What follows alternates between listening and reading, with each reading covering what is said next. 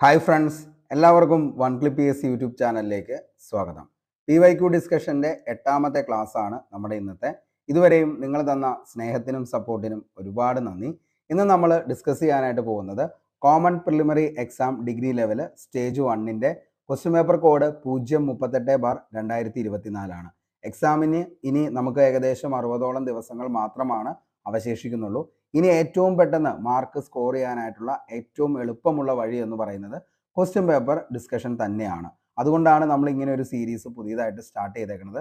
തുടക്കക്കാരായിട്ടുള്ള ഉദ്യോഗാർത്ഥികൾക്ക് പോലും പെട്ടെന്ന് റാങ്ക് ലിസ്റ്റിലേക്ക് വരാൻ പറ്റുന്ന വിധത്തിലാണ് നമ്മളിത് സെറ്റ് ചെയ്തിരിക്കുന്നത്. ക്ലാസ് മൊത്തമായി കാണാനായിട്ട് ശ്രമിക്കുക. അതിനുശേഷം ഇതിൻ്റെ PDF നോട്ട് ലഭിക്കുന്നതിന് വേണ്ടി നമ്മുടെ ടെലഗ്രാം ചാനലിൽ കൂടി ഒന്ന് ജോയിൻ ചെയ്യുക. അതിൻ്റെ ലിങ്ക് താഴെ ഡിസ്ക്രിപ്ഷൻ ബോക്സിൽ അവൈലബിൾ ആണ്. അപ്പോൾ നമുക്ക് നേരെ ക്ലാസ്സിലേക്ക് പോകാം. ആദ്യത്തെ ചോദ്യം ഇതാണ്: ആദ്യത്തെ വയലാർ അവാർഡ് നേടിയ പുസ്തകം ഏതാണ്? ആദ്യത്തെ വയലാർ അവാർഡ് നേടിയ പുസ്തകം ഏതാണ്? ഓപ്ഷൻ നമുക്ക് നോക്കാം. ഒന്നാമത്തെ രണ്ടാമൂഴം, 2 ഉമ്മാച്ചു, 3 അഗ്നിസാക്ഷി, 4 ഇനി ഞാൻ ഉറങ്ങട്ടെ. വളരെ സിമ്പിൾ ആയിട്ടുള്ള ചോദ്യമാണ്. മോസ്റ്റ്ലി റിപ്പീറ്റഡ് ആണ് ഈ ഒരു ചോദ്യം എന്ന് പറയുന്നത്. അതുകൊണ്ട് തന്നെ എല്ലാവർക്കും പെട്ടെന്ന് തന്നെ ഇതിൻ്റെ ഉത്തരത്തിലേക്ക് എത്താനായിട്ട് പറ്റും. ഉത്തരം അഗ്നിസാക്ഷിയാണ്. നമുക്കറിയാം, മലയാളത്തിലെ മികച്ച കൃതിക്ക് വയലാർ രാമവർമ്മ മെമ്മോറിയൽ ട്രസ്റ്റ് വർഷം തോറും നൽകി വരുന്ന പുരസ്കാരമാണ് വയലാർ പുരസ്കാരം എന്ന് പറയുന്നത്. ഓക്കെ, വയലാർ അവാർഡ് ഏർപ്പെടുത്തിയ വർഷം എന്നാണെന്ന് ചോദിച്ച മക്കളെ, വെരി ഇമ്പോർട്ടൻ്റ് ആണ്. 1977 വയലാർ അവാർഡ് ഏർപ്പെടുത്തിയത്. അപ്പോൾ വയലാർ അവാർഡ് ഏർപ്പെടുത്തിയ വർഷം എന്നാണെന്ന് ചോദിച്ചാൽ എന്നാണ്? 1977. വയലാർ പുരസ്കാരം നൽകുന്നത് വയലാർ രാമവർമ്മ മെമ്മോറിയൽ ട്രസ്റ്റ് ആണ് എന്നുള്ളത് കൂടി ഓർത്തു വയ്ക്കുക. വയലാർ അവാർഡിന്റെ സമ്മാനത്തുക എത്രയാണെന്ന് ചോദിച്ചു കഴിഞ്ഞാൽ 1 ലക്ഷം രൂപയാണ് വയലാർ അവാർഡിന്റെ സമ്മാനത്തുക. 1 ലക്ഷം രൂപ. 1977 പ്രഥമ വയലാർ അവാർഡ് ലഭിച്ചത് ലളിതാംബിക അന്തർജനത്തിനാണ്. ലളിതാംബിക അന്തർജനത്തിന്റെ കൃതിയാണ് അഗ്നിസാക്ഷി. ഒത്തിരി തവണ ചോദിച്ചൊരു ചോദ്യമാണ് ഈ കൃതിയും അതേപോലെ തന്നെ ആരാണ്? ലളിതാംബിക അന്തർജനത്തെ കുറിച്ച്. മലയാളത്തിൽ ഇത് അഗ്നിസാക്ഷി എന്ന് പറയുന്ന കൃതി താഴെ പറയുന്നവയിൽ ആരുടെയാണ് എന്നും ചോദിക്കാറുണ്ട്. അത് ലളിതാംബിക അന്തർജനമാണ്. അപ്പോൾ 1977 പ്രഥമ വയലാർ അവാർഡ് ലഭിച്ചത് ലളിതാംബിക അന്തർജനത്തിന്റെ അഗ്നിസാക്ഷിയാണെന്നുള്ളത് ഓർത്തു വയ്ക്കുക. അപ്പോൾ പറഞ്ഞ പോയിന്റ്സ് വളരെ സിമ്പിൾ ആണ്. ഇത്രയും കാര്യങ്ങളാണ് നമ്മൾ പറഞ്ഞോളൂ. അതായത് മലയാളത്തിലെ മികച്ച കൃതിക്ക് വയലാർ രാമവർമ്മ മെമ്മോറിയൽ ട്രസ്റ്റ് വർഷം തോറും നൽകി വരുന്ന പുരസ്കാരം വയലാർ പുരസ്കാരം. ഇത് എന്നാണ് ഏർപ്പെടുത്തിയതെന്ന് ചോദിച്ചാൽ 1977. 1 ലക്ഷം രൂപയാണ് ഇതിന്റെ സമ്മാനത്തുക. ആദ്യത്തെ ജേതാവ് ആരാന്ന് ചോദിച്ചു കഴിഞ്ഞാൽ ലളിതാംബിക അന്തർജനം. ലളിതാംബിക അന്തർജനത്തിന്റെ കൃതിയായിരുന്നു അഗ്നിസാക്ഷി എന്നുള്ളതും ഓർത്തു വയ്ക്കുക. ഇനി നമുക്ക് ബാക്കി വസ്തുതകളിലേക്ക് പോകാം. വയലാർ അവാർഡ് ജേതാക്കൾ നമുക്ക് ഏകദേശം 2018 മുതൽ 2024 വരെ ഒന്ന് അറിഞ്ഞു വയ്ക്കാം. കാരണം ഏതാണ് PSC ചോദിക്കാൻ പോകുന്നത് എന്നുള്ളത് നമുക്ക് ഒരിക്കലും പറയാനായിട്ട് പറ്റത്തില്ല. അപ്പൊ നോക്കുക, വർഷം 2018, ജേതാവ് KV മോഹൻകുമാർ ആണ്. കൃതി ഉഷ്ണരാശി കരപ്പുറത്തിന്റെ ഇതിഹാസം എന്ന് പറയുന്ന കൃതിക്കാണ് KV മോഹൻകുമാറിന് എന്ന് കിട്ടിയത്? 2018 കിട്ടിയത് എന്നുള്ളത് ഓർത്തു വയ്ക്കുക. 2019 ജേതാവ് VJ ജെയിംസ് ആണ്. കൃതി ഏതാണെന്ന് ചോദിച്ചാൽ അത് നിരീശ്വരൻ എന്ന കൃതിക്കാണ് VJ ജെയിംസിന് കിട്ടിയത്. ഇനി വർഷം 2020, ജേതാവ് ഏഴാച്ചേരി രാമചന്ദ്രൻ. കൃതി ഒരു വെർജീനിയൻ വെയിൽക്കാലമാണ്. 2020 നിലവിൽ ഒരു വെർജീനിയൻ വെയിൽക്കാലം എന്ന് പറയുന്ന കൃതിക്കാണ് ഏഴാച്ചേരി രാമചന്ദ്രന് കിട്ടിയത് എന്നുള്ളത് ഓർത്തു വയ്ക്കുക. 2021 ജേതാവ് ബെന്യാമിനാണ്. കൃതി മാന്തളിരിലെ 20 കമ്മ്യൂണിസ്റ്റ് വർഷങ്ങൾ. ഈ കൃതിയും അതേപോലെ തന്നെ ജേതാവും ആരാന്നുള്ളത് എല്ലാ വർഷവും PSCയുടെ എക്സാമുകളിൽ വയലാർ അവാർഡുമായി ബന്ധപ്പെട്ട് തീർച്ചയായിട്ടും ചോദിക്കുന്ന ചോദ്യമാണ് മക്കളെ. അതുകൊണ്ട് തന്നെ ഓരോന്നും പഠിച്ച് സെറ്റാക്കി വയ്ക്കുക. കൃതി ആരാണ്, അതേപോലെ തന്നെ അതിൻ്റെ ജേതാവ് ആരാന്നുള്ളതും ഓർത്തു വയ്ക്കുക. വർഷം 2022, ജേതാവ് S ഹരീഷ്. കൃതി മീശയാണ്. 2023 വെരി ഇമ്പോർട്ടൻ്റ് ആണ്. ജേതാവ് ശ്രീകുമാരൻ തമ്പി. ആ ഒരു സമയത്ത് നടന്ന എല്ലാ എക്സാമുകളിലും ചോദിച്ചൊരു ചോദ്യമാണ്. 2023 വയലാർ അവാർഡ് ജേതാവ് താഴെ പറയുന്നവയിൽ ആരാണ് എന്നുള്ളത്. അത് ശ്രീകുമാരൻ തമ്പിയാണ്. അതേപോലെ തന്നെ കൃതി ഏതാണെന്ന് ചോദിച്ചാൽ ജീവിതം ഒരു പെൻഡുലം എന്ന് പറയുന്ന കൃതിക്കാണ് അദ്ദേഹത്തിന് കിട്ടിയത്. അതേപോലെ തന്നെ ചോദിച്ചേക്കുന്നതാണ് ജീവിതം ഒരു പെണ്ടുലം എന്ന് പറയുന്നത് ആരുടെ കൃതിയാണെന്നുള്ളത്? അത് ശ്രീകുമാരൻ തമ്പിയുടെ കൃതിയാണ് ജീവിതം ഒരു പെണ്ടുലം എന്ന് പറയുന്നത്. ഓർത്തു വെച്ചോ, 2023 വയലാർ അവാർഡ് ജേതാവാണ് ശ്രീകുമാരൻ തമ്പി. കൃതി ജീവിതം ഒരു പെണ്ടുലം. 2024 48ാമത് വയലാർ അവാർഡ് ലഭിച്ചത് അശോകൻ ചെരുവിലാണ്. കൃതി കാട്ടൂർ കടവ്. ഓർത്തു വെച്ചോ, വെരി വെരി ഇമ്പോർട്ടൻ്റ് ആണ്. ഇനി നമുക്ക് തീർച്ചയായിട്ടും ഈ ഒരു ചോദ്യം നമുക്ക് പ്രതീക്ഷിക്കാം. ഒന്നുകിൽ 2023 ഈ പറയുന്ന ജീവിതം ഒരു പെൻഡുലം എന്ന് പറയുന്നത് ആരുടെ കൃതിയാണെന്ന് ചോദിക്കാം. അല്ലെങ്കിൽ 2024 48ാമത് വയലാർ അവാർഡ് ലഭിച്ചത് ഏത് കൃതിക്കാന്ന് ചോദിച്ചാൽ അത് അശോകൻ ചെരുവിൽ കൃതി കാട്ടൂർ കടവ് എന്ന് പറയുന്നതാണ്. അപ്പോൾ ഇങ്ങനെയൊക്കെയാണ് PSC ചോദിക്കാറുള്ളത്. 48ാമത്തെ വയലാർ അവാർഡ് ജേതാവ് താഴെ പറയുന്നവയിൽ ആരാണ്? അല്ലെങ്കിൽ 48ാമത് വയലാർ അവാർഡ് ലഭിച്ച കൃതി താഴെ പറയുന്നവയിൽ ഏതാണ് എന്ന് ചോദിക്കും. അപ്പോൾ ഇങ്ങനെ തന്നെ മക്കളെ പഠിച്ചു വയ്ക്കണം. അശോകൻ ചെരുവില് കൃതി കാട്ടൂർ കടവ്. എല്ലാ വർഷവും വയലാറിന്റെ ചരമദിനമായ ഒക്ടോബർ 27-നാണ് വയലാർ അവാർഡ് സമ്മാനിക്കുന്നത് എന്നുള്ളത് കൂടി ഓർത്തു വയ്ക്കുക. അപ്പോൾ എല്ലാ വർഷവും വയലാറിന്റെ ചരമദിനമായിട്ടുള്ള ഒക്ടോബർ 27-നാണ് വയലാർ അവാർഡ് സമ്മാനിക്കുന്നത് എന്നുള്ളത് ഓർത്തു വയ്ക്കുക. അപ്പോൾ ഇനി വരുന്ന എക്സാമുകൾക്ക് മിക്കവാറും ചോദിക്കാൻ ചാൻസ് ഉള്ളത് ഈ പറയുന്ന 2024 48ാമത്തെ വയലാർ അവാർഡ് ജേതാവായിട്ടുള്ള അശോകൻ ചെരുവിലാണ് കൃതി കാട്ടൂർ കടവ് എന്നുള്ളത് ഓർത്തു വയ്ക്കുക. നമുക്ക് അടുത്ത ചോദ്യത്തിലേക്ക് പോകാം. ഓസ്കാർ നേടിയ ആദ്യത്തെ മലയാളി ആരാണ്? ഓസ്കാർ നേടിയ ആദ്യത്തെ മലയാളി ഉറപ്പായിട്ടും ഇതിന്റെ ഉത്തരം എല്ലാവർക്കും അറിയാം. ഓപ്ഷൻ നോക്കുക. Rasool Pookutty, Satyajit Ray, PJ Antony, MT Vasudevan Nair. നമുക്ക് ഒരു സംശയവും കൂടാതെ തന്നെ ഉത്തരത്തിലേക്ക് എത്താൻ പറ്റുന്ന ഒരു ചോദ്യമാണ്. ഓസ്കാർ നേടിയ ആദ്യത്തെ മലയാളി നമുക്കറിയാം റസൂൽ പൂക്കുട്ടിയാണ്. അപ്പോൾ റസൂൽ പൂക്കുട്ടിക്കാണ് ആദ്യത്തെ മലയാളി ഓസ്കാർ അവാർഡ് നേടിയത്. റസൂൽ പൂക്കുട്ടിക്ക് ഓസ്കാർ അവാർഡ് ലഭിച്ച വർഷം എന്നാണെന്ന് ചോദിച്ചാൽ 2009-ലാണ്. ഓക്കെ, അപ്പോൾ റസൂൽ പൂക്കുട്ടിക്ക് എന്നാണ് ഓസ്കാർ അവാർഡ് ലഭിച്ചത് എന്ന് ചോദിച്ചാൽ മക്കളെ എന്നാണ്? 2009-ലാണ് റസൂൽ പൂക്കുട്ടിക്ക് ഓസ്കാർ അവാർഡ് ലഭിച്ചത്. റസൂൽ പൂക്കുട്ടിയെ ഓസ്കാർ അവാർഡിന് അർഹമാക്കിയ സിനിമ ഏതാന്ന് ചോദിച്ചാൽ അന്നൊക്കെ ഏറ്റവും കൂടുതൽ ചർച്ച ചെയ്യപ്പെട്ട ഒരു സിനിമ തന്നെയായിരുന്നു സ്ലം ഡോഗ് മില്യണയർ എന്ന് പറയുന്ന സിനിമ. അപ്പോൾ റസൂൽ പൂക്കുട്ടിക്ക് ഓസ്കാർ അവാർഡിന് അർഹമാക്കിയ സിനിമ ഏതാണെന്ന് ചോദിച്ചാൽ മക്കളെ ഏതാണ്? സ്ലം ഡോഗ് മില്യണയർ ആണ്. എന്നാണ് കിട്ടിയത്? 2009-ലാണ്. എന്തിനാണ് കിട്ടിയതെന്ന് ചോദിച്ചു കഴിഞ്ഞാൽ സൗണ്ട് മിക്സിംഗ്, അതായത് ശബ്ദ മിശ്രണത്തിന് വേണ്ടിയിട്ടാണ് എന്തിന് കിട്ടിയത്? റസൂൽ പൂക്കുട്ടിക്ക് ഓസ്കാർ അവാർഡ് 2009 കിട്ടിയത്. ഏത് സിനിമയാണെന്ന് ചോദിച്ചു കഴിഞ്ഞാൽ സ്ലം ഡോഗ് മില്യണയർ എന്ന് പറയുന്ന സിനിമയ്ക്കാണ്. മികച്ച ഒറിജിനൽ ഗാനത്തിന് ഓസ്കാർ നേടുന്ന ആദ്യ ഇന്ത്യൻ ഗാനമാണ് നാട്ടു നാട്ടു എന്ന് പറയുന്ന ആ ഒരു ഗാനം എന്ന് പറയുന്നത് RRR എന്ന് പറയുന്ന സിനിമയിലെയാണ്. 95th അവാർഡാണ് 2023 ഇത് കിട്ടിയത്. ഒരു ഇന്ത്യൻ സിനിമാ ഗാനത്തിന് ലഭിക്കുന്ന ആദ്യത്തെ ഓസ്കാർ പുരസ്കാരമാണ് ഈ ഒരു പുരസ്കാരം. നാട്ടു നാട്ടു എന്ന് പറയുന്ന ആ ഒരു ഗാനത്തിന് RRR എന്ന് പറയുന്ന സിനിമയിലാണ്. 95th അവാർഡാണ് 2023 എന്ത് കിട്ടിയത്? ഇവിടെ നിലവിൽ കിട്ടിയത്. ഓക്കെ, അടുത്ത മികച്ച ഹ്രസ്വ ഡോക്യുമെന്ററിക്ക് ഓസ്കാർ പുരസ്കാരം ലഭിച്ചത് 2023 ലഭിച്ച ചിത്രമാണ് ദി എലഫന്റ് വിസ്പേഴ്സ് എന്ന് പറയുന്നത്. അപ്പോൾ മികച്ച ഹ്രസ്വ ഡോക്യുമെന്ററിക്കുള്ള ഓസ്കാർ പുരസ്കാരം 2023 ലഭിച്ച ഇന്ത്യൻ ചിത്രം ചോദിച്ചു കഴിഞ്ഞാൽ അത് എലഫന്റ് വിസ്പേഴ്സ് എന്ന് പറയുന്ന ചിത്രത്തിനാണെന്നുള്ളതും ഓർത്തു വയ്ക്കുക. ഓക്കെ, അപ്പോൾ മികച്ച ഹ്രസ്വ ഡോക്യുമെന്ററിക്കുള്ള ഓസ്കാർ പുരസ്കാരം 2023 ലഭിച്ച ഇന്ത്യൻ ചിത്രം ചോദിച്ചു കഴിഞ്ഞാൽ ദി എലഫന്റ് വിസ്പേഴ്സ് എന്ന് പറയുന്ന ചിത്രത്തിനാണ്. സംവിധാനം കാർത്തികി ഗോൺസാൽവസ് ആണ് എന്നുള്ളതും ഓർത്തു വയ്ക്കുക. ആദ്യമായിട്ടാണ് ഹ്രസ്വ ഡോക്യുമെന്ററി വിഭാഗത്തിൽ ഇന്ത്യക്ക് ഓസ്കാർ ലഭിക്കുന്നത്. മികച്ച ഡോക്യുമെന്ററിക്ക് 2019 ഓസ്കാർ അവാർഡ് ലഭിച്ചത് ഗുനീത് മോംഗെ എന്ന് പറയുന്നതാണ്. ഓക്കെ, സത്യജിത്ത് റായിക്ക് ഓണറ്ററി ഓസ്കാർ അവാർഡ് ലഭിച്ച വർഷം 1992-ലാണ്. സത്യജിത്ത് റായിക്ക് ഓണറ്ററി ഓസ്കാർ അവാർഡ് ലഭിച്ചത് 1992. നമ്മൾ 4 ഓപ്ഷൻ ഡിസ്ക്രൈബ് ചെയ്ത് പോകുന്നുണ്ട്, അതുകൊണ്ടാണ് ഈ ഒരു കാര്യം കൂടി ഇതിൻ്റെ അകത്ത് ഉൾപ്പെടുത്തുന്നത്. ഓക്കെ, ഇനി 96 ഓസ്കാർ അവാർഡ് 2024 ഇമ്പോർട്ടൻ്റ് ആണ്.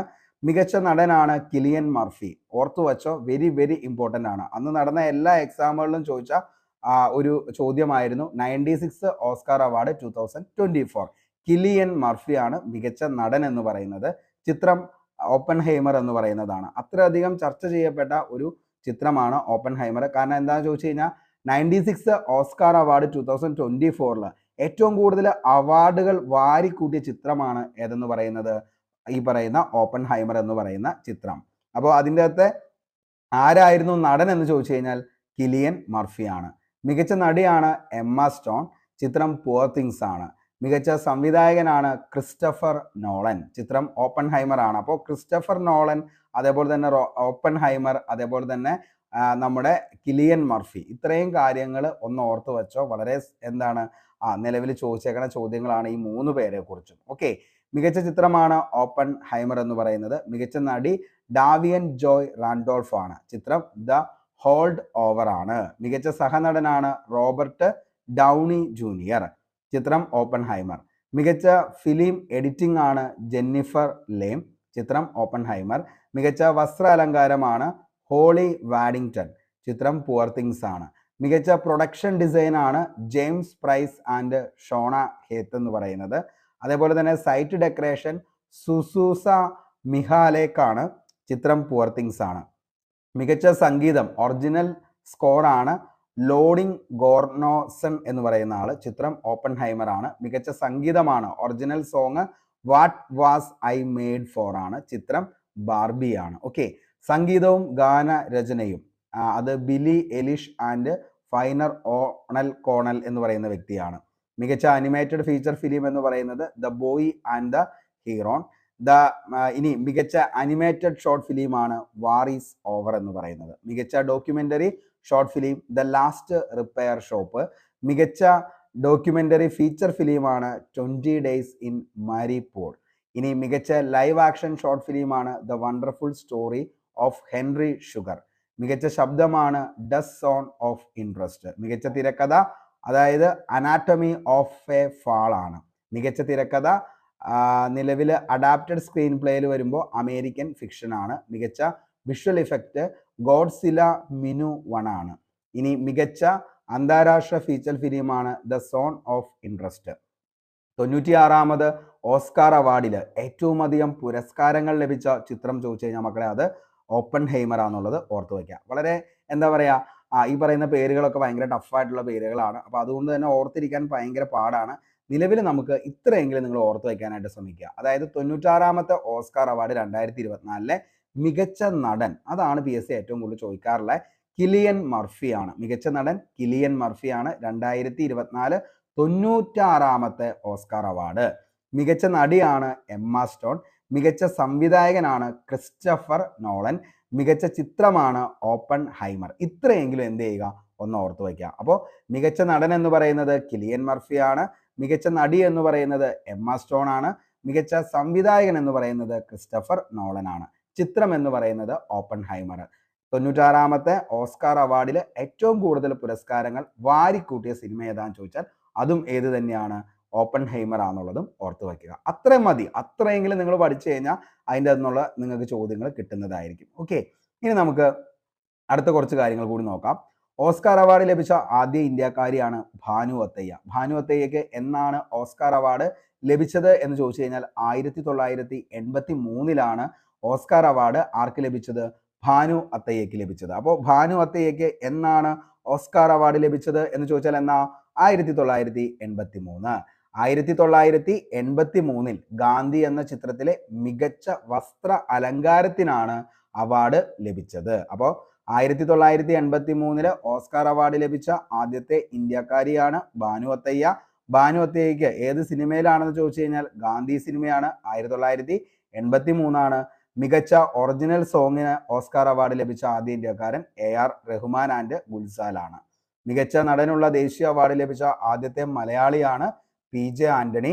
1974 മികച്ച നടനുള്ള ദേശീയ അവാർഡ് ലഭിച്ചത്. അത് PJ ആന്റണി. PJ ആന്റണിക്ക് ദേശീയ അവാർഡ് നേടിക്കൊടുത്ത സിനിമ ഏതാന്ന് ചോദിച്ചാൽ അത് നിർമാല്യമാണെന്നുള്ളത് ഓർത്ത് വയ്ക്കുക. ഒത്തിരി അവിടെ ചോദിച്ച ചോദ്യമാണ്, ബേസ് ആയിട്ടുള്ള ഒരു ചോദ്യമാണ്. അപ്പോൾ അതുകൊണ്ട് തന്നെ ആരും തെറ്റിക്കരുത്. PJ ആന്റണിക്ക് ദേശീയ അവാർഡ് നേടിക്കൊടുത്ത സിനിമ ഏതാന്ന് ചോദിച്ചാൽ മക്കളെ അത് നിർമാല്യമാണ്. ഏതാണ്? നിർമാല്യം. നിർമാല്യം എന്ന സിനിമയുടെ സംവിധാനം നിർവഹിച്ചത് MT വാസുദേവൻ നായരാണ്. നമ്മളെല്ലാവരും കണ്ടേക്കുന്ന സിനിമയാണ് നിർമാല്യം. അപ്പോൾ നിർമാല്യം എന്ന സിനിമയുടെ സംവിധാനം നിർവഹിച്ചത് ആരാണ് എന്ന് ചോദിച്ചു കഴിഞ്ഞാൽ MT വാസുദേവൻ നായരാണ്.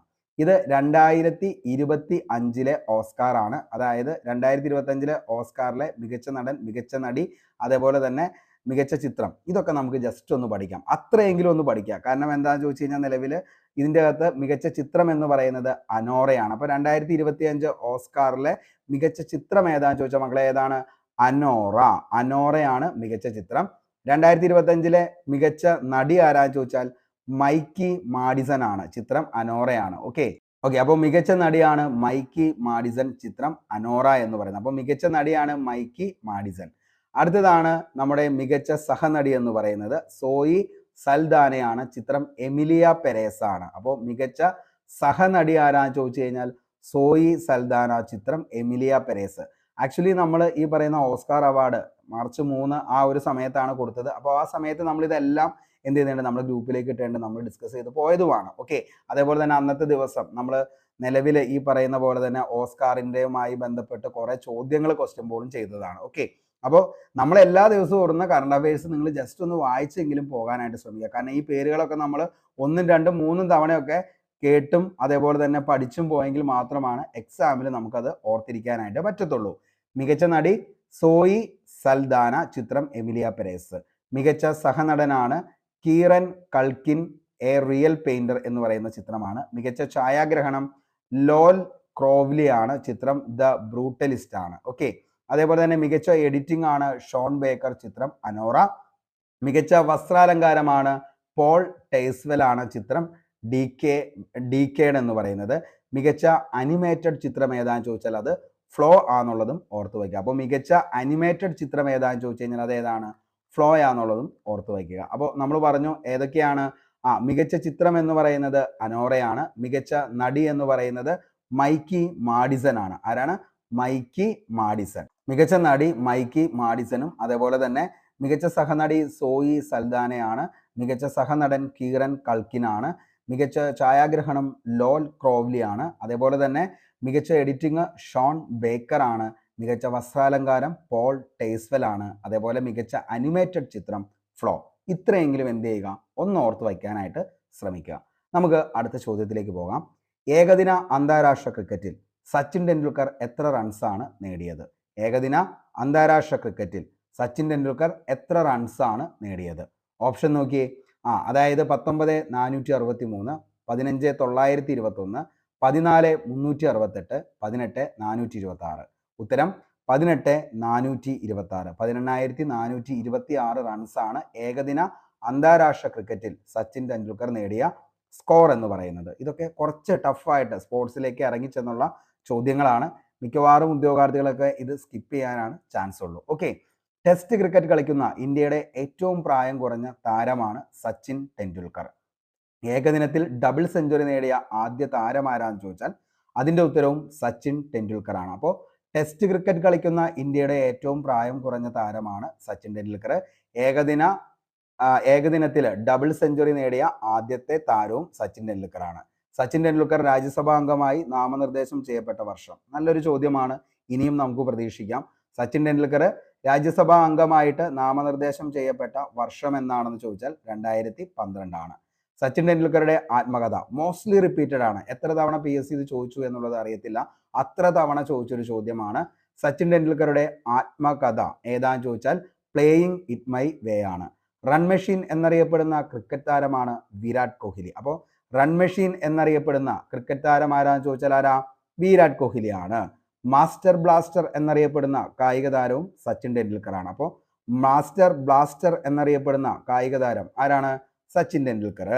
ഹിറ്റ്മാൻ എന്ന അപരനാമത്തിൽ അറിയപ്പെടുന്ന കായിക താരമാണ് രോഹിത് ശർമ്മ. അപ്പോൾ ഹിറ്റ്മാൻ എന്നറിയപ്പെടുന്നത് ആരാന്ന് ചോദിച്ചാൽ അത് രോഹിത് ശർമ്മയാണ്. ഞാൻ പറഞ്ഞ കാര്യം ഓടിച്ചൊന്നുകൂടി പറയാം.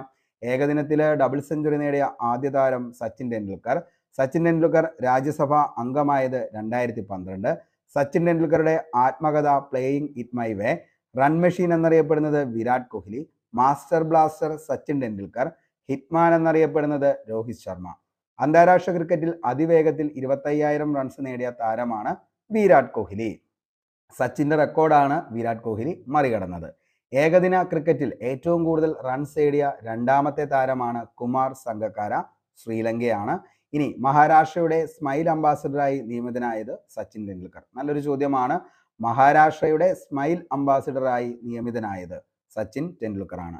സച്ചിൻ ടെണ്ടുൽക്കർക്ക് രാജീവ് ഗാന്ധി ഖേൽരത്ന അവാർഡ് ലഭിച്ചത് 1998 സച്ചിൻ ടെണ്ടുൽക്കർക്ക് രാജീവ് ഗാന്ധി ഖേൽരത്ന അവാർഡ് ലഭിച്ചത് 98.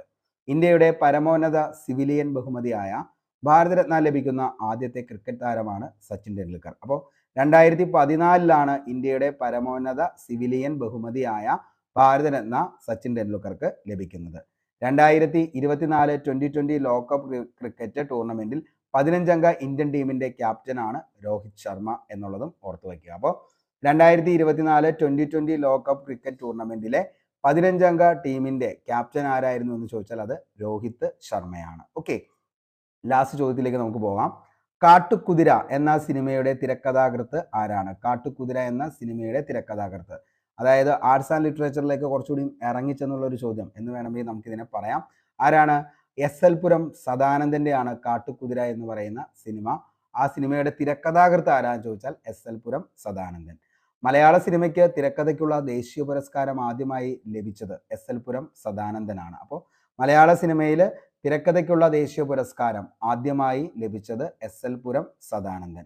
തിരക്കഥ എഴുതിയ ചിത്രമാണ് അഗ്നിപുത്രി. 1967 ഈ ഒരു പുരസ്കാരം ലഭിക്കുന്നത്. അപ്പോൾ തിരക്കഥ എഴുതിയ ചിത്രം അഗ്നിപുത്രിയാണ്. 1967 ഇത് ലഭിക്കുന്നത്. എസ്.എൽ. പുരം സദാനന്ദന് മികച്ച നാടകകൃത്തിനുള്ള കേരള സാഹിത്യ അക്കാദമി അവാർഡ് ലഭിച്ചത് 1963. അപ്പോൾ എസ്.എൽ. പുരം സദാനന്ദന് മികച്ച നാടകകൃത്തിനുള്ള കേരള സാഹിത്യ അക്കാദമി അവാർഡ് ലഭിച്ചത് 1963. നാടകം ഏതാണെന്ന് ചോദിച്ചാൽ അത് കാക്കപ്പൊന്ന എന്നുള്ളതും ഓർത്തു വയ്ക്കുക. ഇനി ചെമ്മീൻ സംവിധാനം ചെയ്തത് രാമു കാര്യാട്ടാണ്. ഒത്തിരി തവണ ചോദിച്ച ചോദ്യമാണ് ഈ പറയുന്ന ചെമ്മീൻ സംവിധാനം ചെയ്തത് രാമു കാര്യാട്ട്. ചെമ്മീൻ എന്ന നോവൽ രചിച്ചത് തകഴി ശിവശങ്കര പിള്ളയാണ്. ചെമ്മീൻ സിനിമയുടെ തിരക്കഥാകൃത്താണ് എസ്.എൽ. പുരം സദാനന്ദൻ. രാഷ്ട്രപതിയുടെ സ്വർണം മെഡൽ നേടിയ ആദ്യ മലയാള ചലച്ചിത്രമാണ് ചെമ്മീൻ എന്ന് പറയുന്നത്. 1965 രാഷ്ട്രപതിയുടെ സ്വർണ്ണ മെഡൽ പുരസ്കാരം നേടിയത് ഏത് സിനിമ? ചെമ്മീൻ എന്ന് പറയുന്നത്. 1965 പ്രത്യേകതകൾ നമ്മൾ പഠിച്ചതാണ്. എന്തായിരുന്നു 1965 പ്രത്യേകതകളുടെ ഉള്ള ഒരു കോഡ് നമ്മൾ കഴിഞ്ഞ ക്ലാസ്സുകളിൽ നമ്മൾ ചർച്ച ചെയ്തു പോയതാണ്. 1965 ബന്ധപ്പെട്ട് PSC എക്സാമുകളിൽ ചോദിക്കുന്ന ഏറ്റവും ഇമ്പോർട്ടൻ്റ് ആയിട്ടുള്ള കുറച്ച് കാര്യങ്ങൾ നമുക്ക് പഠിക്കാനുണ്ട്. അതായത് ഹിന്ദിക്കാരനായിട്ടുള്ള തകഴി ചെമ്മീനുമായി KSRTC ബസ്സിൽ കയറിയപ്പോൾ BSFകാർ കുഴലെടുത്ത് വെടിവെച്ചു. ഈ ഒരു കോഡ് പഠിച്ചു കഴിഞ്ഞാൽ നമുക്ക് 1965 ബന്ധപ്പെട്ട എല്ലാ കാര്യങ്ങളും അതിൻ്റെ അകത്ത് വരുന്നതാണ്. കാരണം എന്താണെന്ന് ചോദിച്ചു കഴിഞ്ഞാൽ എന്തൊക്കെയാണ്? ഹിന്ദിക്ക് എന്താണ് രാഷ്ട്രഭാഷാ പദവി ലഭിച്ചത് 1965. അതേപോലെ തന്നെ എന്താണ് തകഴിക്ക് എന്താണ് തകഴിയുടെ ചെമ്മീൻ എന്ന് പറയുന്ന കൃതിക്ക് രാഷ്ട്രപതിയുടെ കയ്യിൽ നിന്നും സ്വർണ്ണ മെഡൽ നേടിയത് എന്നാണെന്ന് ചോദിച്ചാൽ 1965. അപ്പോൾ തകഴി എന്താണ് ഹിന്ദിക്കാരനായിട്ടുള്ള തകഴി ചെമ്മീനുമായിട്ട് KSRTC ബസ് രൂപീകൃതമായത് 1965. KSRTC ബസ്സിൽ കയറിയപ്പോൾ ആരാണ്? BSF രൂപീകൃതമായത്, ബോർഡർ സെക്യൂരിറ്റി ഫോഴ്സ് രൂപീകൃതമായത് 1965.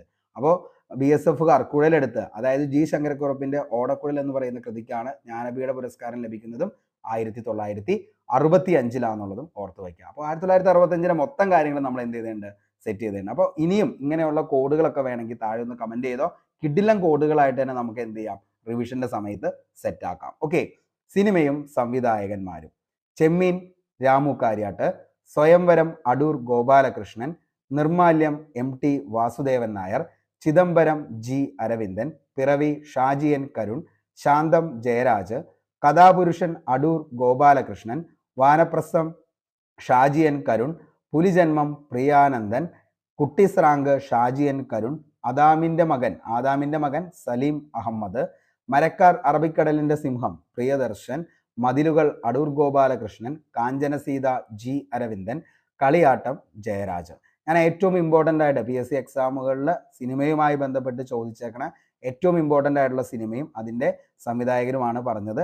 ചെമ്മീൻ രാമു കാര്യാട്ട്, സ്വയംവരം അടൂർ ഗോപാലകൃഷ്ണൻ, നിർമാല്യം MT വാസുദേവൻ നായർ, ചിദംബരം G അരവിന്ദൻ, പിറവി ഷാജി N കരുൺ, ശാന്തം ജയരാജ്, കഥാപുരുഷൻ അടൂർ ഗോപാലകൃഷ്ണൻ, വാനപ്രസ്ഥം ഷാജി N കരുൺ, പുലിജന്മം പ്രിയാനന്ദൻ, കുട്ടിസ്രാങ്ക് ഷാജി N കരുൺ, ആദാമിന്റെ മകൻ സലി അഹമ്മദ്, മരക്കാർ അറബിക്കടലിന്റെ സിംഹം പ്രിയദർശൻ, മതിലുകൾ അടൂർ ഗോപാലകൃഷ്ണൻ, കാഞ്ചനസീത G അരവിന്ദൻ, കളയാട്ടം ജയരാജ്. മലയാള നാടകത്തിന് നൽകിയ സംഭാവനയെ മാനിച്ച് എസ്.എൽ. പുരം സദാനന്ദൻ പുരസ്കാരം നൽകി തുടങ്ങിയ വർഷം എന്നാണെന്ന് ചോദിച്ചാൽ 2007 1,00,000 രൂപയും പ്രശസ്തി പത്രവും ഫലകവും അടങ്ങുന്ന പുരസ്കാരം സംഗീത നാടക അക്കാദമിയാണ് ഏർപ്പെടുത്തിയത്. 2023 എസ്.എൽ. പുരം സദാനന്ദൻ അവാർഡിന് അർഹനായത് കൊടുമൻ ഗോപാലകൃഷ്ണനാണ്. രാഷ്ട്രപതിയുടെ വെള്ളി മെഡൽ നേടിയ ആദ്യത്തെ മലയാള ചിത്രമായ നീലക്കുയിലിന്റെ തിരക്കഥാകൃത്താണ് PC കുട്ടിക്കൃഷ്ണൻ. തകഴി ശിവശങ്കരപിള്ളയുടെ രണ്ടിടങ്ങഴി എന്ന നോവൽ ആസ്പദമാക്കി രണ്ടിടങ്ങഴി എന്ന സിനിമ സംവിധാനം ചെയ്തത് P. സുബ്രഹ്മണ്യൻ. തോപ്പിൽ ബാസിയുടെ മുടിയനായ പുത്രൻ എന്ന നോവൽ സിനിമയായി ചിത്രീകരിച്ച സംവിധായകനാണ് രാമു കാര്യാട്ട്. സാഹിത്യരചനയെ ആസ്പദമാക്കി ചിത്രീകരിച്ച ആദ്യ നിശബ്ദ സിനിമയാണ് മാർത്താണ്ഡവർമ്മ. സംവിധാനം PV റാവു.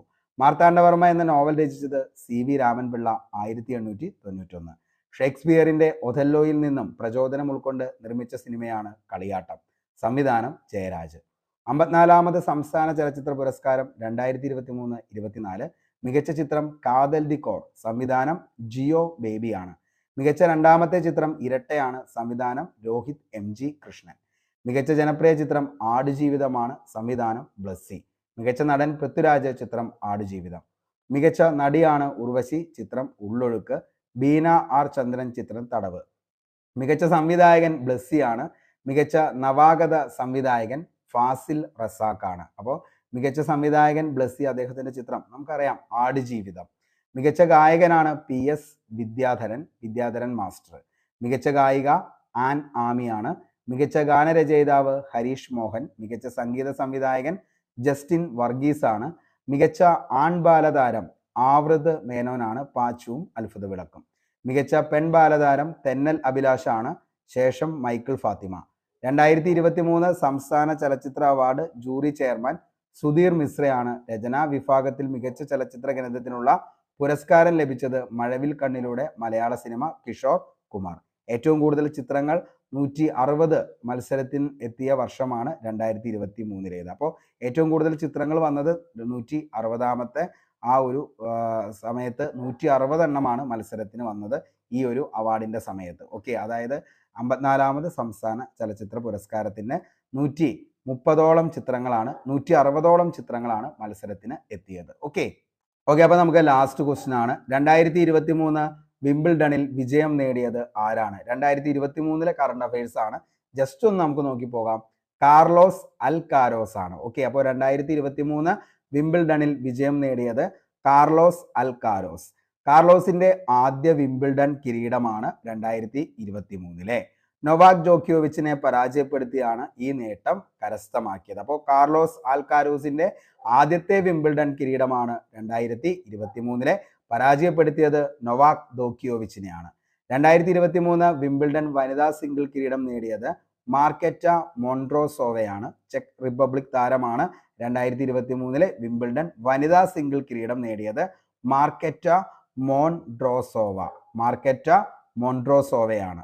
ഫൈനലിൽ ടുണീഷ്യയുടെ ഓൺസ് ജബീറിനെ പരാജയപ്പെടുത്തിയത് ലോകത്തിലെ ഏറ്റവും പഴക്കമുള്ള ടെന്നീസ് ടൂർണമെന്റ് ആണ് വിംബിൾഡൺ എന്ന് പറയുന്നത്. അപ്പോൾ ലോകത്തിലെ ഏറ്റവും പഴക്കമുള്ള ടെന്നീസ് ടൂർണമെന്റ് ഏതാണെന്ന് ചോദിച്ചാൽ മക്കളെ അത് വിംബിൾഡൺ ആണ്.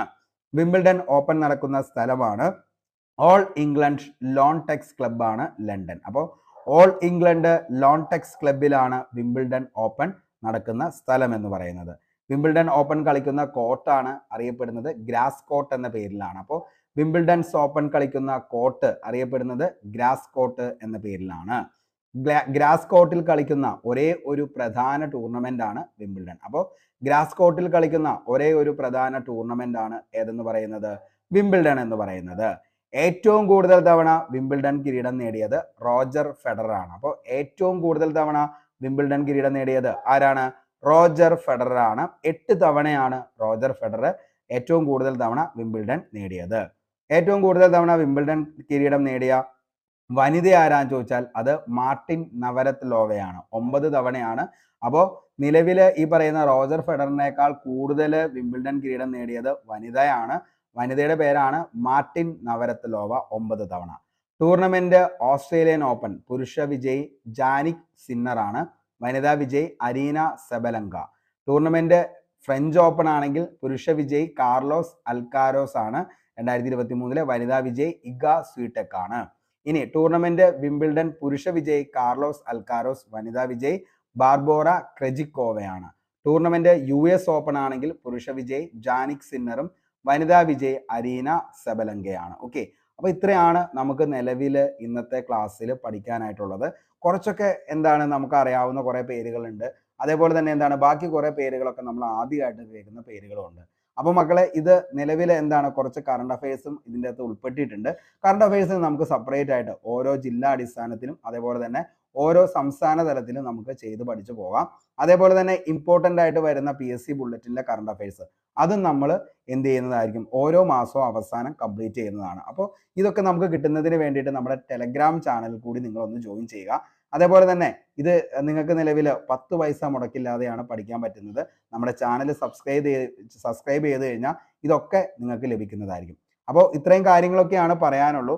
നിങ്ങൾക്ക് വീഡിയോസും ക്ലാസ്സും നോട്ട്സൊക്കെ ഇഷ്ടപ്പെടുവാണെങ്കിൽ നിങ്ങളുടെ സുഹൃത്തുക്കളിലേക്ക് ഒന്ന് ഷെയർ ചെയ്യുക, സപ്പോർട്ട് ചെയ്യുക. നിങ്ങളെ കൊണ്ട് നമുക്ക് ചെയ്യാൻ പറ്റുന്ന ഏറ്റവും വലിയൊരു ഹെൽപ്പായിരിക്കും അത്. മറ്റുള്ളവരിലേക്ക് ഒന്ന് ഷെയർ ചെയ്യുക, സപ്പോർട്ട് ചെയ്യുക. അതേപോലെ തന്നെ ക്ലാസ്സുകളൊക്കെ ഇഷ്ടപ്പെടുവാണെങ്കിൽ ഉറപ്പായിട്ടും ലൈക്ക് ചെയ്യുക. എല്ലാ ദിവസവും നിങ്ങൾക്ക് മുടങ്ങാതെ ക്ലാസ് ഉണ്ടാവും. അപ്പോൾ പല ദിവസങ്ങളിലും ചിലപ്പോൾ ചില ദിവസങ്ങളിൽ ഡിഗ്രി ലെവൽ എക്സാംസിൻ്റെ അല്ലെങ്കിൽ അസിസ്റ്റൻറ്റ് സെയിൽസ്മാൻ്റെ PYQ അല്ലെങ്കിൽ ഡിഗ്രി ലെവൽ എക്സാംസിൻ്റെ PYQ അങ്ങനെയായിരിക്കും ക്ലാസ്സുകൾ പോകുന്നത്. ഒരു ക്ലാസ്സും നിങ്ങൾക്ക് ഒരിക്കലും എന്താണ് എന്താ പറയുക, നിങ്ങൾക്ക് എല്ലാം ക്ലാസ്സുകളും അത്രയ്ക്ക് വിലപ്പെട്ട ക്ലാസ്സുകൾ തന്നെയാണ് തരുന്നത്. അതുകൊണ്ട് തന്നെ ഒരു ക്ലാസ് നിങ്ങൾ അവോയ്ഡ് ചെയ്യരുത്, എല്ലാ ക്ലാസ്സുകളും കാണുക. എവിടെ നിന്നാണ് നമുക്ക് ചോദ്യങ്ങൾ വരുന്നത് എന്നുള്ളത് പറയാനായിട്ട് പറ്റില്ല. കാരണം ഡിഗ്രി ലെവൽ എക്സാംസിൻ്റെ നമ്മൾ സീരീസ് ഉണ്ട്, അതേപോലെ തന്നെ 10th ലെവൽ, അതേപോലെ ASMൻ്റെ നമ്മൾ സീരീസ് ഉണ്ട്. അപ്പോൾ ഈ സീരീസിൻ്റെ അകത്തു നിന്നൊക്കെ നമുക്ക് എന്ത് ചെയ്യാം, ചോദ്യങ്ങൾ പ്രതീക്ഷിക്കാം. കാരണം ഇപ്പോൾ അസിസ്റ്റൻറ്റ് സെയിൽസ്മാൻ പഠിച്ചു അല്ലെങ്കിൽ എന്താണ് LD ക്ലർക്കിന് പഠിച്ച് സെക്രട്ടേറിയറ്റ് അസിസ്റ്റന്റ് കിട്ടിക്കഴിഞ്ഞാൽ നമ്മൾ ഉറപ്പായിട്ടും പോകും. അതേപോലെ തന്നെ സെക്രട്ടേറിയറ്റ് അസിസ്റ്റന്റ് പഠിച്ചിട്ട് നമ്മൾ എന്താണ് ഈ പറയുന്നത് കിട്ടിക്കഴിഞ്ഞാൽ നമുക്ക് പോകും. അപ്പോൾ ചോദ്യങ്ങൾ എവിടെ നിന്നാണ് വരുന്നത് എന്നുള്ളത് നമുക്ക് ഒരിക്കലും പറയാനായിട്ട് പറ്റത്തില്ല. അപ്പോൾ പഠനം എന്ന് പറയുന്നത് നമുക്ക് ഇന്നൊരു സ്ഥലത്തു നിന്ന് മാത്രം അല്ലെങ്കിൽ ഇന്നൊരു എക്സാമിന് വേണ്ടി മാത്രം അങ്ങനെയില്ല. പഠനം എന്ന് പറയുന്നത് നമ്മൾ പഠിച്ചുകൊണ്ടേയിരിക്കുക. നമ്മുടെ ഒരു ജോലി കിട്ടുന്നവരെയാണ് നമ്മുടെ പഠനം എന്ന് പറയുന്നത്. അപ്പോൾ അതിലാരും ഒരിക്കലും ബ്രേക്ക് വരുത്തരുത്, കിടിലമായി തന്നെ പഠിക്കുക. നിങ്ങളുടെ കൂടെ കട്ട സപ്പോർട്ടുമായിട്ട് ഞാനും ഉണ്ടാകും. അപ്പോൾ ഇന്നത്തെ ക്ലാസ് ഇവിടെ വെച്ച് വൈൻഡപ്പ് ചെയ്യുന്നു. Signing off, Arun Kombanadan. Thank you.